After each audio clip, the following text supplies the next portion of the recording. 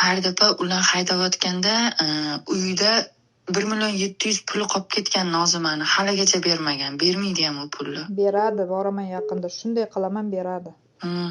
Manda yozgan SMSlari bor. SMSlarni o'sha 1.700.000 ololmayapman. Opa, politsiyaga beray, nima qilay deb mendan maslahat so'raganlari bor. To'xtab Men tursin. sizga Bu tashlab beraman. 1.700.000 qancha bo'ladi dollarga?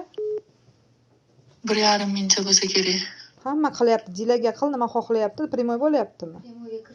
Nima bo'lyapti? Kirmayman men hech qayerga primoyga hozir. Gapiraver. Voy, ularning gapi hammasi yolg'on. Men kerak emas ularning gapi. Men o'zim boraman, men chiroq militsiyaga gaplashaman. Kirmayman. Keyin haqiqatdan Sherzod Nozimani urgan ko'zim oldida. U Dilshoda tili orqaga ketib qoladi degan gapi yolg'on. O'zidan o'zi qizingizni tili orqaga ketib yerga yotib oladigan odati bo'lmagan. Qachonki kaltak yesa, endi erkak kishini kuch ko'p bo'ladi-yu.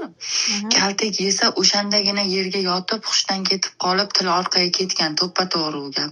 U kaltakdan keyin bo'lgan. Hozir Sherzod ham premyer efirda kiyib o'tirgan kurtkasini yechsin. Umuman kiyimini hammasini yechsin, Nozimani puliga sotib olgan. Suvga, to'ngda borib kiyim qilib kelgan. U yechinsa yalang'och yurish kerak o'zi ko'chada, yalang'och yursin. Uni keyin shunaqa qilib kelishgan, ishlashgan, yaxshi yashashgan.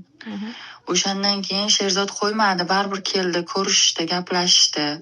Ishlayotgan paytda ham ishxonadan sudrab olib chiqib ketib, urib, boshqa qilib, uni puliga yashab, men o'zim oldimda ham mashinasiga zapravkani Nozimani kartasidan qilgan.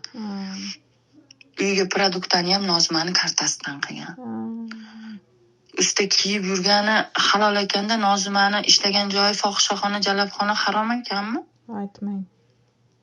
Kurtkasi halol-ku hozir kiyib yurgani. Aytmang.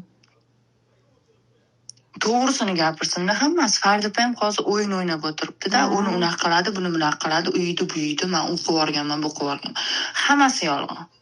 Sezdim. Majburlab ishlatgan, qochib qutulmasa qizingiz qutula olmadi yerdan. Qochib qutuldi, o'shandan keyin jim bo'ldi.